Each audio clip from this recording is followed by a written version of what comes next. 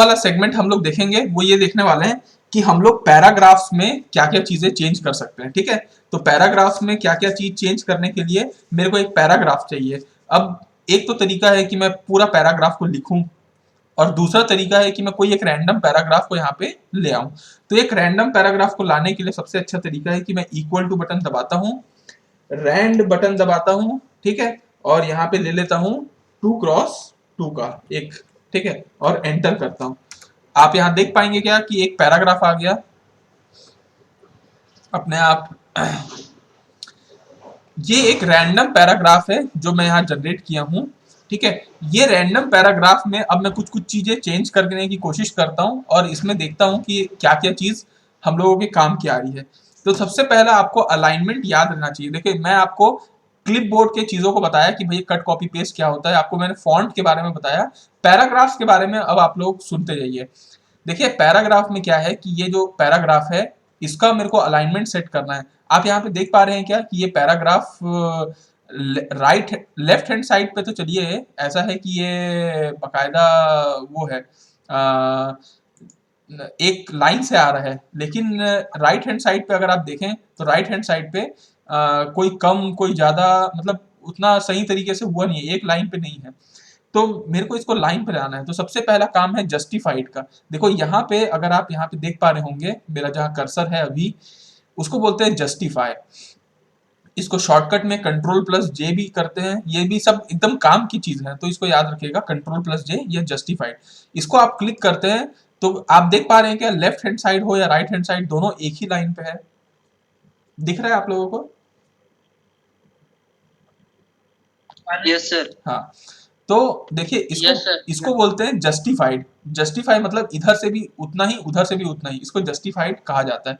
हालांकि इसको आप चेंज कर सकते हो, और जैसे देखिए ये वाला जो सेगमेंट है आपको ऐसा लग रहा है क्या कि पेज के इधर साइड में थोड़ा सा गैप रह गया है, इसको मैं और चेंज करना चाहता हूँ तो यहाँ रूलर में मार्जिन में चेंज कर सकता हूँ। इसको मैं ऐसा लेके आऊँ तो आप यहाँ देख पाएंगे कि ये वर्ड इधर खसकता जा रहा है, खसकता जा रहा है, खसकता जा रहा है ना। तो ये चीजें हो सकती हैं, आप चाहे आप अपना मार्जिन को जैसा सेट करते हैं वैसा ये सेट हो जाता है। ठीक है, ये क्लियर है क्या? Yes sir. Yes sir. हाँ, ये मार्जिन है, मार्जिन सेट हो गया। जस्टिफाइड में भी हम लोगों ने जस्टिफाई कर दिया। ठीक है, अब हम लोग चाहते हैं कि इनके बीच में जो स्पेसिंग है ना वो थोड़ी कम है, मैं चाहता हूं कि इसकी स्पेसिंग बढ़ जाए। अब देखिए इसमें ना लेफ्ट राइट भी है, इसको भी आप देख लीजिएगा। ये वाला जो सेगमेंट है ये लेफ्ट है, अलाइनमेंट लेफ्ट। अगर मैं इसको ऐसे करता हूं तो आप देख पाएंगे क्या ये बीचों बीच आ गया, सेकेंड लाइन बीचों बीच आ गया। अगर मैं इसको राइट हैंड साइड करता हूं तो ये राइट हैंड साइड में एक तरफ आ गया, लेफ्ट हैंड साइड पे कम ज्यादा हो रहा है। तो ये लेफ्ट राइट मिडिल और राइट का अलाइनमेंट है। आप जस्टिफाइड रखेंगे तो ज्यादा अच्छा है, जस्टिफाइड ही रखना चाहिए जनरली। कभी कोई रिपोर्ट बनाते हैं या कुछ भी करते हैं तो जस्टिफाइड रखना ज्यादा बेहतर होता है। अब अगर मैं इस पैराग्राफ में स्पेसिंग को बढ़ाना चाहता हूं तो यहाँ पे स्पेसिंग का दिया है। इस स्पेसिंग में मैं आप चाहता हूं कि दोनों के बीच में देखिए कितना स्पेसिंग आ गया। आप देख पा रहे हैं क्या स्पेसिंग को मैं कम ज्यादा कर पा रहा हूं, मतलब ये एक लाइन और दूसरे लाइन के बीच की जो स्पेसिंग है वो यहाँ पे सेट हो रही है। ये क्लियर है क्या? Yes sir. Yes sir. ठीक है, इसके नीचे में ये भी है कि पैराग्राफ शुरू होने से पहले स्पेस देना है या स्पेस हटाना है, वो सब आप यहाँ पे कर सकते हैं। देखिए जैसे मैं यहाँ पे क्लिक करता हूँ, दोनों पैराग्राफ के बीच में जो स्पेस है वो गायब हो गया, लेकिन यहाँ पे स्पेस आ गया। तो ये दोनों का भी इस्तेमाल आप कर सकते हैं, और स्पेसिंग को और भी आप कम ज्यादा बढ़ा सकते हैं इसके ऑप्शंस में। ठीक है, तो अभी ये माना जाता है कि 1.15 या 1.5 इज द बेस्ट, या 1.15 को ठीक माना जाता है। इतना आप रख सकते हैं, इतना ओके है किसी डॉक्यूमेंट के लिए। ठीक, अब अगर मैं चाहता हूं कि मेरा पैराग्राफ का कलर अलग अलग रहे, जैसे इस वाले सेगमेंट से मैं सिर्फ फॉन्ट कलर को चेंज कर पा रहा था, लेकिन यहाँ पे क्या है कि मैं यहाँ पे पैराग्राफ को ही मैं कलर करना चाह रहा हूँ, अलग अलग पैराग्राफ का अलग अलग कलर। तो मैं क्या करूंगा, इस पैराग्राफ को सेलेक्ट किया और मैं क्या करूंगा, यहाँ पे एक बकेट आ गया है ना। बकेट मतलब जहाँ कलर का बकेट है, इसमें बहुत सारे कलर है। मैं लेट सपोज इसको ये कर दिया। आप देख पा रहे हैं क्या उस पैराग्राफ का कलर चेंज हो गया, दिख रहा है आपको? Yes sir. ठीक है, तो अलग अलग पैराग्राफ को मैं अलग अलग कलर में किया जा सकता है। ठीक है, इसको मैं सर जो ये फॉन्ट कलर के बगल में ऑप्शन है सर, ये भी वही चीज करेगा ना सर? फॉन्ट के बाजू में ये वाला, हाँ सर बिल्कुल। हाँ, ये टेक्स्ट के हाइलाइटर को है, मतलब अगर आप चाहते हैं कि कोई इसमें टेक्स्ट चेंज हो जाए तो आप यहाँ पे चेंज कर सकते हैं।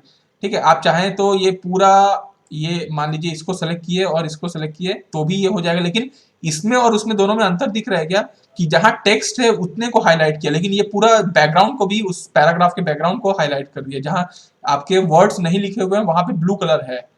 तो दोनों में अंतर समझ में आया क्या? Yes sir. हाँ, ठीक है, अब आगे बढ़ते हैं। तो आपको उम्मीद है मेरे को। सर एक और डाउट, हाँ, जो बताओ। रैंड फंक्शन यूज किया इक्वल टू रैंड फंक्शन, हाँ, सर वो क्या था, मतलब वो समझ में नहीं आया। वो रैंडम जनरेट करने का फंक्शन है। जैसे रुक जाइए, इक्वल टू RAND, ये रैंडम कुछ चीज अपन को जनरेट करना होता है, तो इक्वल टू RAND करते हैं, और यहाँ पे होता है कितने पैराग्राफ होंगे और कितने आपके उसमें लाइन होंगे। तो अभी मैंने 2 पैराग्राफ लिया और 2-2 लाइन के 2 पैराग्राफ लिया, तो 2 क्रॉस 2 करता हूँ, 2 by 2, और एंटर करता हूँ तो यहाँ पे आ जाता है कोई भी पैराग्राफ। ये क्लियर है? कभी कुछ सीखने के लिए सर ये कहाँ से आता है सर? कहीं पे भी आप इक्वल टू रैंड लिखते हैं और ब्रैकेट में कोई भी जितना भी आप लिखते हैं वो आ जाएगा। ठीक है, किसी भी जगह पे आप इसको लिख सकते हैं, किसी भी पॉइंट पे। क्लियर है? Yes sir. ठीक है, आप हाईलाइट और कलर में क्या अंतर बताएं? हाईलाइट देखो, यहाँ पे जहां जहां वर्ड लिखे हैं वही वही जगह पे हाईलाइटेड हुआ है। क्या ये वाले जगह, जो जगह में वर्ड नहीं लिखे हैं उसमें भी, उसमें हाईलाइट हुआ क्या? नहीं हुआ। लेकिन ब्लू कलर कहाँ कहाँ पे है, जहां वर्ड नहीं लिखे हैं वहां पे भी है। तो ये वाला जो सेगमेंट है ना, पैराग्राफ जो लिखा हुआ है, पैराग्राफ में पूरे पैराग्राफ को हाईलाइट कर देता है, भले वो वहां पे वर्ड लिखे हो या ना हो। लेकिन ये वाला जो सेगमेंट है ये सिर्फ फॉन्ट को हाईलाइट करता है, जहां जहां फॉन्ट लिखे होंगे, वर्ड्स लिखे होंगे, उसी को। तो इसलिए आप देख पा रहे होंगे कि यहाँ पे मैंने तीनों चीज किया था। यहाँ पे एक छोटा सा सेगमेंट को मैंने सिर्फ फॉन्ट को मैंने लाल कलर किया, सिर्फ इस पैराग्राफ को मैंने हाईलाइट किया, और इस पूरे पैराग्राफ को मैंने कलर कर दिया। तो ये ऐसा हो सकता है। आई होप आप लोगों को क्लियर होगा पैराग्राफ ये वाला। ये क्लियर है क्या सबको? आगे बढ़ूं? Yes sir. ठीक है, yes sir. Yes sir. Okay, अब अगर हम लोग आगे बढ़ते हैं, और अब मैं आपको सॉर्टिंग बताना चाहता हूँ कि सॉर्टिंग कैसे की जाती है। सॉर्टिंग का मतलब होता है, देखिए चलिए मैं एक लिखता हूँ, लेट सपोज इंडिया लिखता हूँ। ठीक है, और आपको लिखता हूँ पाकिस्तान, आप लिखता हूँ अफगानिस्तान, और एक नेपाल लिख देता हूँ। ठीक है, ये 4 देश लिख दिया। अब अगर मेरे को सॉर्टिंग कराना है, वो एक्सेल में तो आप जानते हैं सॉर्ट कराना आसान होता है, इसमें भी सॉर्ट हो सकता है। ठीक है, तो इसमें भी सॉर्टिंग है। देखिए यहाँ पे अगर मेरा एरो दिख रहा होगा तो यहाँ पे सॉर्ट का बटन है। इसमें क्या होगा, arrange the current selection in alphabetic या न्यूमेरिकल ऑर्डर में आप कर सकते हैं। तो अगर आप यहाँ पे, मैं जो उसको सेलेक्ट किया हूँ पैराग्राफ को, इसको मैं टेक्स्ट के फॉर्म पे करूँ, तो आप यहाँ पे देख पाएंगे क्या, ए वाला पहले आ गया, फिर आई आया, एन आया, पी आया।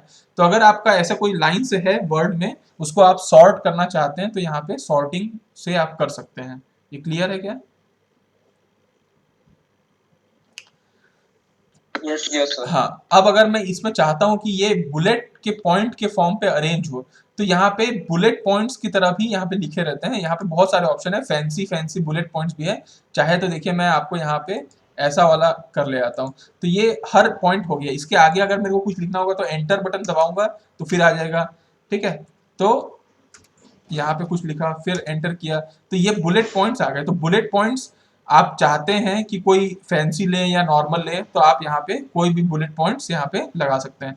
तो बुलेट पॉइंट्स का मतलब तो समझते हैं ना, कभी अपन को पॉइंट में लिखना रहता है तो अपन यहाँ पे लिख सकते हैं। ठीक, क्लियर है ये वाला पॉइंट? Yes sir. अब अगर हम लोग चाहते हैं कि सॉर्टिंग वाला, यस सर, सॉर्ट करने का मतलब होता है अरेंज करना, चाहे आप अल्फाबेटिकली करें या फिर मैं यहाँ पे 1 2 3 4 लिख दिया तो उसको करें, वो अरेंज करना होता है। तो अपन जिसको भी चाहते हैं उसको पहले सेलेक्ट कर लीजिए और आप यहाँ पे सॉर्ट में चले जाइए। सॉर्ट में क्या होता है, वो पूछता है कि सॉर्ट बाय पैराग्राफ करना है या हेडिंग वाइज करना है, जो भी। तो मैं अभी तो पैराग्राफ ही लिया हूँ, पैराग्राफ लिया। टेक्स्ट में लेना है, नंबर को देखना है, तो मेरे पास तो नंबर अभी है नहीं, टेक्स्ट ही है।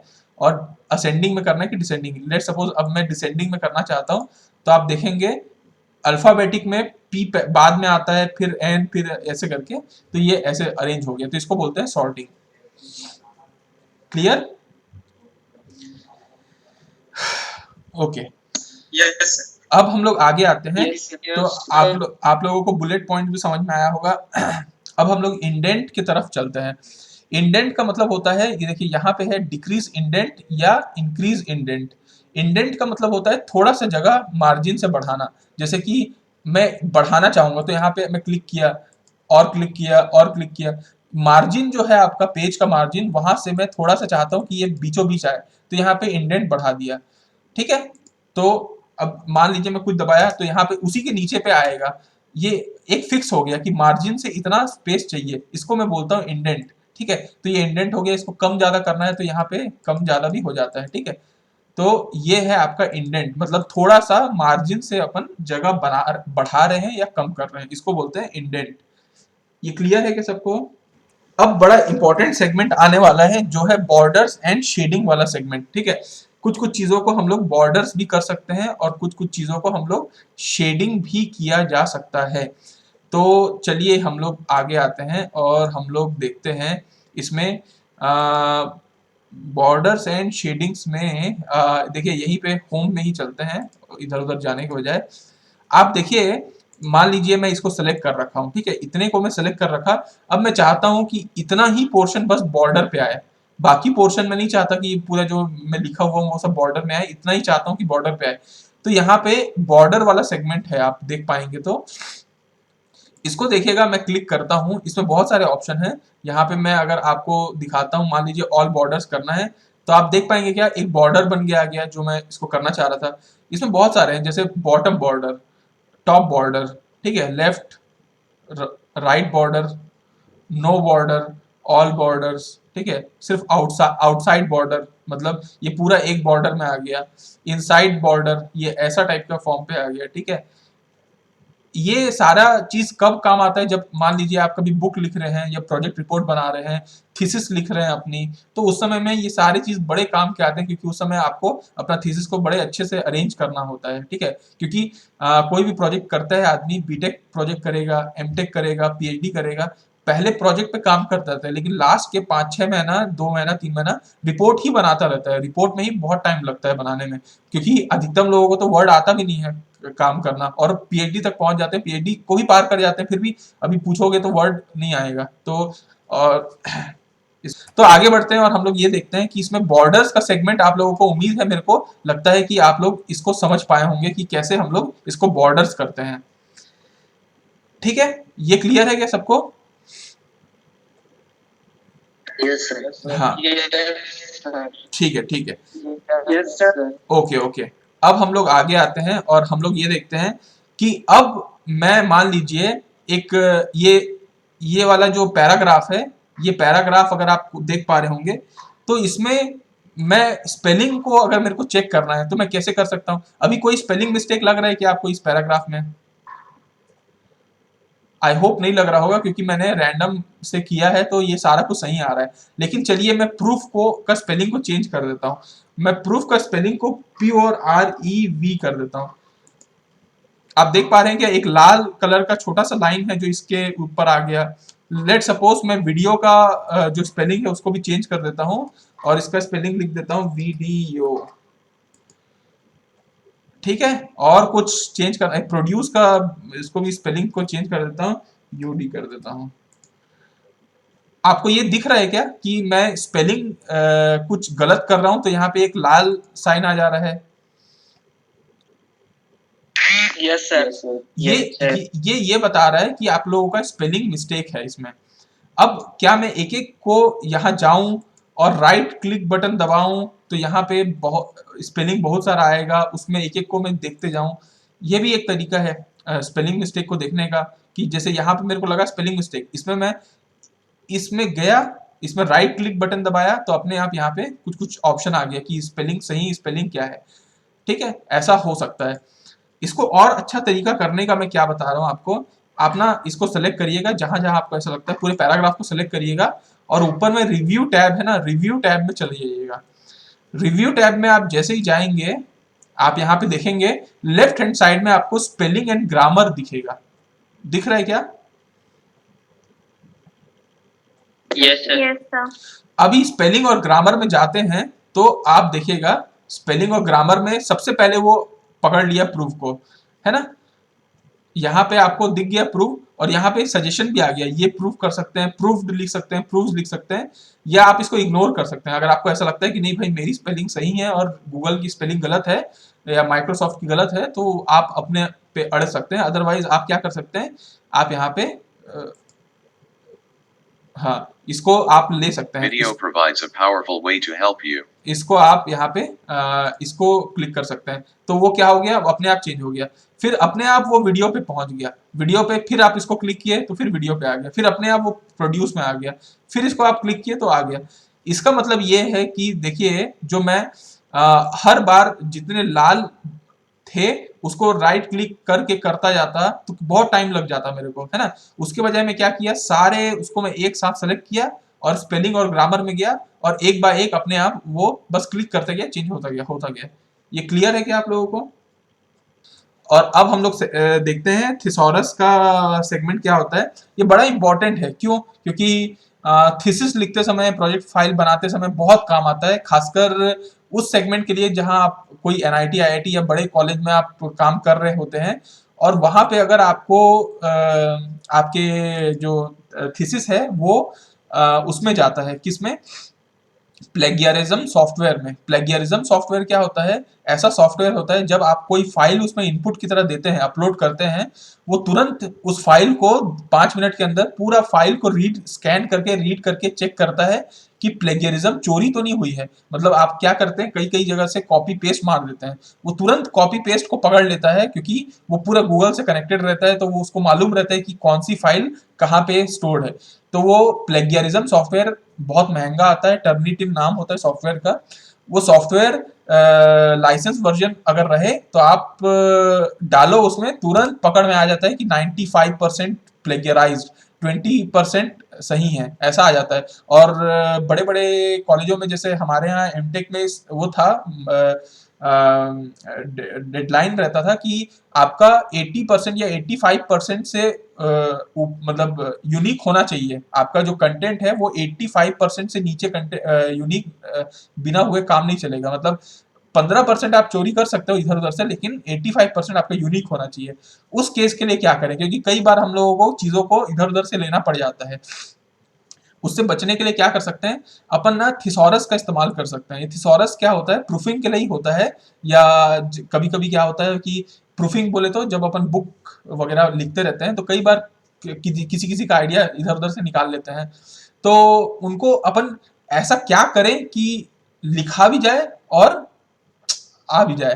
तो अपन क्या करते हैं, कुछ वर्ड को चेंज कर देते हैं। जैसे पावरफुल है, ये पावरफुल शब्द मान लीजिए ये पूरा का पूरा वो चेक कैसे करता है कि पूरा का पूरा वर्ड ले लिया और उसको गूगल पे सर्च किया कि ये कहीं पे लिखा हुआ तो नहीं है, जहां उसको मिल जाता है लिखा हुआ एज इट इज, वो बोल देता है कि ये कॉपीड है। तो एक काम करते हैं, इसका बीच बीच का वर्ड को ही चेंज कर देते हैं, तो कहाँ से पकड़ेगा। तो एक काम, हाँ हाँ, यहाँ पे पावरफुल को अपन चेंज कर देते हैं, यहाँ थिसॉरस में जाते हैं, ये बता देगा कि आपको पावरफुल के बजाय आप क्या लिख सकते हो। वीडियो प्रोवाइड्स अ इन्फ्लुएंशियल, तो इन्फ्लुएंशियल आप कर सकते हैं, इंपॉर्टेंट कर सकते हैं कि भैया इंपॉर्टेंट को आप यहाँ पे इंसर्ट कर दीजिए। तो आप यहाँ पे देख पा रहे हैं क्या, video provides an important way, या फिर इसको आप डोमिनेंट कर सकते हैं, तो डोमिनेंट के बाजू में आप इंसर्ट कर दीजिए, तो आप यहाँ पे आ गया video provides an important dominant way. तो आप ऐसा ना कुछ चीजों को जो ग्रामर या आपको लगता है कि आपको ये नहीं मालूम कि डिजाइन का और कोई मतलब आपको याद नहीं आ रहा है, तो आप सीधा डिजाइन पे सेलेक्ट करिए, थिसॉरस में जाइए, आप डिजाइन का आपको दिख जाएगा कि और क्या क्या वर्ड्स हैं जो उसको रिप्लेस कर सकते हैं। टेक्स्ट बॉक्स डिजाइन को प्लान, हाँ बोलो। थिसॉरस को कहाँ से लाते हैं? ये है आपका रिव्यू, जैसे होम टैब है वैसे रिव्यू टैब है। रिव्यू टैब में स्पेलिंग और ग्रामर में गए, उसी के बाजू में थिसॉरस है। इसको आप क्लिक करते हैं और कोई भी आप वर्ड को सिलेक्ट करते हैं, उस वर्ड का जैसे क्लिक है, क्लिक को करके अपन थिसॉरस में चले गए तो यहाँ पे इसके वर्ड आ गए जो आप यहाँ पे क्लिक के बजाय में कुछ चीज को रख सकते हैं। ठीक है, क्लिक के बजाय में टिक कर सकते हैं, स्नैप कर सकते हैं, तो आपका ये आ गया। तो थिसॉरस का मेन फंक्शन यही होता है कि भैया आप कोई चीज को ग्रामेटिकली उसका या कोई दूसरा एंटोनिम या सिनोनिम आप चाहते हो तो सिनोनिम आप उसको यूज कर सकते हो। Is it clear? अगर आपको टोटल वर्ड को आपको फॉन्ट को चेंज करना है तो आपको हिंदी में अगर लाना है तो आप क्या कर सकते हैं। पहली बात तो आप जैसे यहाँ पे होम में जाएंगे तो यहाँ पे टाइम्स न्यू रोमन है ना, इसमें बहुत सारे अलग अलग तरीके हैं जिसमें आप चेंज कर सकते हैं। देखो यहाँ पे कुछ संस्कृत में आ गया और कुछ अलग अलग उसमें आ गया। संस्कृत टेक्स्ट अगर आपको करना है तो संस्कृत में आ सकता है। बाकी आपको अगर हिंदी चाहिए तो आपको सबसे पहले क्या डाउनलोड करना होगा, कृति देव। ठीक है, तो इसमें मैं यहाँ पे लिख देता हूँ कृति देव। ठीक है, ये एक जैसे टाइम्स न्यू रोमन है वैसे अलग अलग फॉन्ट के होते हैं। कृति देव हिंदी टाइपिंग के लिए यूज होता है, कृति देव, है ना। तो जैसे मेरे पास कृति देव पहले से मैं डाउनलोड करके रखा हूँ, गूगल से डाउनलोड कर लिया था, तो मैं इसको हिंदी में करके देखता हूँ। चलिए, तो कृति देव कृति देव कृति देव इसको मैं किया तो आप यहाँ पे देख पा रहे हैं क्या, कृति देव में अब क्या है ना, एक्चुअली इंग्लिश में लिखा हुआ था, वो ट्रांसलेट नहीं कर रहा है, वो उसी चीज को हिंदी में करने की कोशिश कर रहा है। अब मैं आपको एक चीज दिखाता हूँ, चलिए आपको, आपका कृति देव बेसिकली हिंदी में टाइप करने के लिए इस्तेमाल होता है। कुछ भी चीज को आपको कृति देव 10-11 में आप इसको कर सकते हैं, यहाँ पे अपने आप लिखा जाएगा। ठीक है, तो ये है आपका हिंदी सर में। जैसे हाँ बोलो। ऐसे नहीं हो सकता कि हम लोग टाइप किए हैं इंग्लिश में लेकिन लिखा आ जाए हिंदी में? टाइप किए हैं इंग्लिश में और लिखा जाए हिंदी में, वो ट्रांसलेट होता है। वो ट्रांसलेट भी आप कर सकते हैं, वो भी फैसिलिटी है, लेकिन उसके लिए नेट की आवश्यकता रहेगी, है ना। वो ट्रांसलेट हो जाएगा, उसमें कोई दिक्कत नहीं है। चलो, उसको भी मैं बता दूंगा आप लोगों को, ट्रांसलेट को धीरे धीरे। आगे आते हैं अपन और ये देखते हैं कि थिसॉरस आपका सेगमेंट वाला कंप्लीट हो गया। अब इसको पहले तो मैं चेंज कर देता हूँ वापस अपने फॉन्ट पे। इसके बाद आपको रीड अलाउड वाला सेगमेंट है जो आपको क्या करता है, कोई भी पैराग्राफ है उसको रीड करके सुना सकता है। आप ये क्यों यूज होता होगा, देखिए कभी कभी आपको हार्ड कॉपी में कोई चीज है और सॉफ्ट कॉपी में है, उसको आपको मिलान करना है कि ये पैराग्राफ सही लिखा है कि नहीं वगैरह। तो दिन भर आप एक बार हार्ड कॉपी में देखेंगे, फिर सामने देखेंगे, फिर हार्ड कॉपी, बड़ा टाइम लगता है ना वो चीजों को करने में। उसके बजाय सिर्फ आप सुनते जाएं सॉफ्ट कॉपी से और हार्ड कॉपी से मिलाते जाएं तो आपका काम आसान हो जाता है। तो रीड अलाउड वाला सेगमेंट यही कहता है कि वो टेक्स्ट को रीड करना शुरू कर देता है, तो that is called read aloud. ठीक है, ये क्लियर है क्या सबको?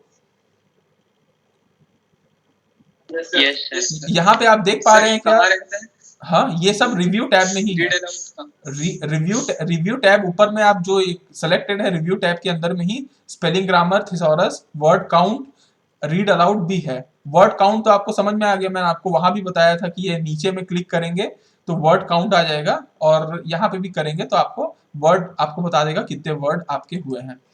यहाँ पे जो अभी कोई क्वेश्चन पूछ रहा था कि सर मैं ट्रांसलेट कर सकता हूँ क्या, तो यहाँ पे ट्रांसलेट और लैंग्वेज दोनों चेंज करने का ऑप्शन यहाँ पे देता है। ठीक है, तो यहाँ से आप ट्रांसलेट डॉक्यूमेंट ट्रांसलेट सिलेक्शन कर सकते हैं। ठीक है, ये मान लीजिए मैं इसको सेलेक्ट करता हूँ तो यहाँ पे वो ट्रांसलेटर पहले ओपन होता है और जो भी उसका पहले से सिलेक्टेड होगा उसमें वो ट्रांसलेट करने की कोशिश करेगा। इससे आसान तरीका गूगल भी है, गूगल में भी ट्रांसलेट हो जाता है। जैसे ये देखिए यहाँ पे वो डिटेक्ट किया कि इंग्लिश भाषा में था, ठीक है, और उसके बाद यहाँ पे टू इंग्लिश में ही कन्वर्ट कर रहा है। इसको मैं कोई और भाषा में कन्वर्ट करना चाहूँ, देखते हैं कि मेरा हिंदी है कि नहीं। हिंदी में कन्वर्ट करना चाहूँ तो देखते हैं होता है कि नहीं। इंसर्ट, आई होप देख रहे हैं क्या आपको, यहाँ पे राइट हैंड साइड में आपको लिखा रहा है वीडियो आपको अपनी बात साबित करने में मदद करने के लिए एक महत्वपूर्ण प्रमुख तरीका प्रदान करता है। ये चीज कन्वर्ट हो गई क्या? Yes sir. सर होता है ना। तो ट्रांसलेट भी आप यहाँ से कर सकते हो, नहीं तो आप गूगल ट्रांसलेट से भी जाके भी कर सकते हो, तो वो भी अच्छा तरीका होता है। तो ये सारा चीज आपको ये बता रहा था कि कैसे मैं पैराग्राफ को या चीजों को एडिट कर सकता हूँ। और आपका जो सेगमेंट है जो आपके सिलेबस में लिखा है कि आप लैंग्वेज सेटिंग कर सकते हैं, स्पेलिंग चेक आप कर सकते हैं, और थिसॉरस को आप यूज कर सकते हैं। इतना आपको क्लियर है क्या पूरे वर्ड बेसिक्स में?